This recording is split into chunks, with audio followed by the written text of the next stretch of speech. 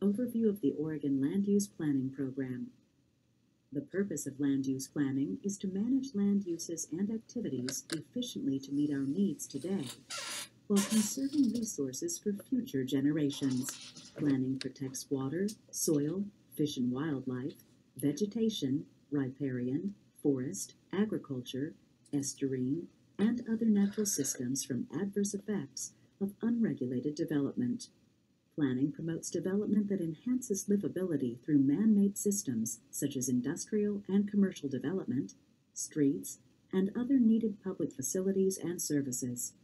Effective land use planning carefully balances conservation and development to meet state, regional, and community objectives. Well-planned areas are more cost-efficient to serve with water, sewer, and roads. In Oregon, this is accomplished by coordinated local government comprehensive plans and implementing measures that reflect state policies while meeting local needs and conditions. History. Oregon's planning system dates back to the legislature's adoption of Senate Bill 100 in 1973. Overarching goals were created in consultation with more than 10,000 citizens of the state and are updated over time. The system relies upon a partnership between state and local governments to promote coordinated and consistent administration of land uses based on local comprehensive plans adopted throughout the state. The law is administered by the Land Conservation and Development Commission, or LCDC, a citizens' body appointed by the governor to oversee state policy, goals, and guidelines. The Department of Land Conservation and Development, or DLCD, is the state agency that provides administrative oversight and technical assistance. Subsequent legislation created a process for appeal of local land use decisions to a new state agency called LUBA, the Land Use Board of Appeals. Statewide land use planning goals. Oregon's primary land use policies are expressed in 19 statewide planning goals. The goals may be clustered into 4 groups. Goals 1 and 2 are the process goals of comprehensive planning. Goal 1 pertains to citizen involvement, and Goal 2 to comprehensive planning. Goals 3 through 8, 13 and 15 express natural resource conservation goals. Goals 9 through 12 and 14 are concerned with housing, transportation, urban growth, and economic development. The remaining goals, 16 through 19, apply specifically to the unique resources of the Oregon coast. Laws and policies. Laws enacted by the Oregon legislature are codified in Oregon Revised Statutes, or ORS, and create the legal framework and requirements for the statewide planning program. The primary statutes are Chapter 197, Comprehensive Planning and Coordination, Chapter 215, County Planning and Zoning, Chapter 227, City Planning and Zoning, Chapter 195, Local Government Planning Coordination, Chapter 196, Wetlands, Rivers, Ocean Planning, and the Columbia River Gorge, Chapter 92, Land Divisions, Chapter 222, Annexations. ORS 197 directs LCDC to adopt statewide land use planning goals to guide local governments and state agencies, and also to adopt administrative rules to augment or provide more specific direction for meeting these goals and statutes. State role. LCDC is the state policy body charged with reviewing each local comprehensive plan and implementing land use regulations to comply with the goals. The technical term that describes state approval is acknowledgement. When acknowledged, the plan becomes the guiding document for all land use decisions in that jurisdiction. When changes or amendments to local plans and land use regulations are proposed, LCDC and DLCD review the proposed changes for compliance with state requirements. Generally, larger cities, in coordination with counties, are required to review and update their plans in a process called periodic review. DLCD gives local governments technical and financial assistance to help them update and implement their plans. The role of cities and counties. In compliance with statewide goals, cities and counties adopt their comprehensive plans and implement them through ordinances and other local measures. They review and update their plans and implementing ordinances as needed to meet changing needs and circumstances or to comply with new requirements. Any development, whether a new single-family home or a shopping center, must receive prior approval from the local jurisdiction to ensure that it conforms to the land use plan and ordinances for health and safety and other local objectives. Typical land use decisions include variances, site and design review, conditional use permits, partitions, subdivisions, and zone changes. Certain kinds of development, such as an addition to a home, may be approved quickly at the staff level, while others, such as a home-based business or small office complex in a residential zone, may require conditional use approval by the Planning Commission. More complicated actions or policy changes, such as a new mixed-use zone or zone change from multifamily residential to retail commercial, may require approval of the City Council or County Board. A more complete discussion of city and county processes are found in the following chapters. Appeals. Under Oregon law, individuals or organizations must have standing to appeal a land use decision. This means that they must have participated in the local hearings and raised specific issues concerning the proposed action. There are a number of ways to appeal a land use decision. Most are settled at the staff or planning commission level, while others are heard by the elected city council or county commission or hearings officer. Others are decided by the Oregon Land Use Board of Appeals. Local staff are good resources for clarification on specific procedures. Coordination. Governmental agencies are required to consult and coordinate with one another before making land use decisions that may affect another jurisdiction. An example is when the decision involves unincorporated areas within a city's urban growth boundary.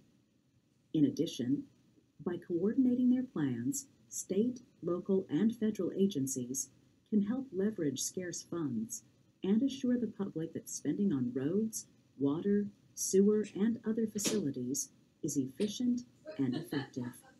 Citizen involvement. Citizen involvement is the first of Oregon's statewide planning goals and a hallmark of our planning program.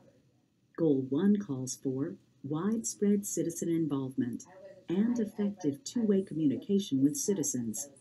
At every level of government, citizens must be kept informed of land use activities and given opportunities to be involved. Each city and county plan must include a citizen involvement program that describes how the public can participate in each phase of its planning process, including rules for public notice and comments. Some jurisdictions use neighborhood or area advisory committees to review and make recommendations on major land use proposals. What is a comprehensive plan? A comprehensive plan is a generalized coordinated land use map and policy statement of the governing body of a city or county. It relates to all man-made and natural systems as well as activities relating to the use of lands. It establishes the community's vision and identifies the type, location, and intensity of future development. It must address local conditions and priorities consistent with the applicable requirements of the statewide planning goals. The plan is implemented through ordinances, codes, or regulations. It has the force of law and is the guiding land use document for each local jurisdiction. Factual Base. Statewide planning goals require specific data and analysis to support the policies and land use designations. Thus, accurate, up-to-date information is a key component of each comprehensive plan. Required information includes facts about current and expected population growth, buildable lands, current land uses and development trends, as well as inventories of local natural resources and geologic and hydrologic conditions that may affect planning decisions. Goals, policies, and maps. Local plans are guided by goals and policies that reflect the unique circumstances and vision of each community, respond to current needs and conditions, and provide guidance for implementing and amending the plan, funding, and other matters. Each plan also includes a comprehensive plan map that shows the applicable land use designations, such as residential, employment, and resource lands. Comprehensive plans also contain other supporting maps showing the urban growth boundary and existing and proposed land uses, transportation facilities, and public facilities and services. They also cover flood areas, geologic hazard areas, agricultural and forest lands, natural resources, historic resources, and recreational facilities. Implementation.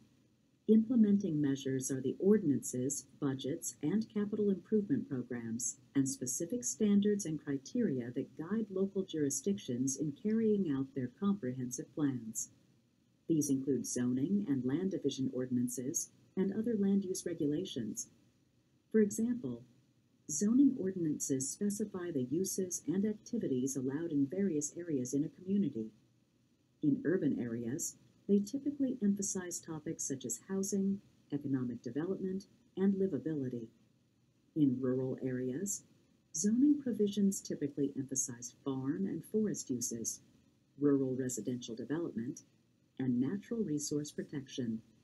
Functional plans. Functional plans usually include site-specific details. The park's master plan may provide design for recreational facilities. A downtown redevelopment or Main Street plan may include streetscape design, off-street parking, street trees and other amenities, pedestrian and bicycle circulation, lighting, and mixed uses. Other examples of functional plans include capital improvement programs, transportation systems plans, and public facilities plans such as for sewer or water. Sub-area neighborhood plans. The purpose of sub-area or neighborhood plans is to address specific needs identified by residents and businesses of a specific area. They protect and enhance livability at the neighborhood level within the framework of the comprehensive plan. These plans often include measures such as park improvements or better traffic circulation in the area. Emerging issues. In addition to the topics typically covered in the comprehensive plans, a number of new issues are gaining attention. Among these are sustainability, climate change, and regional planning. Oregon's planning program and local land use plans provide a framework for communities to address these issues. Sustainability.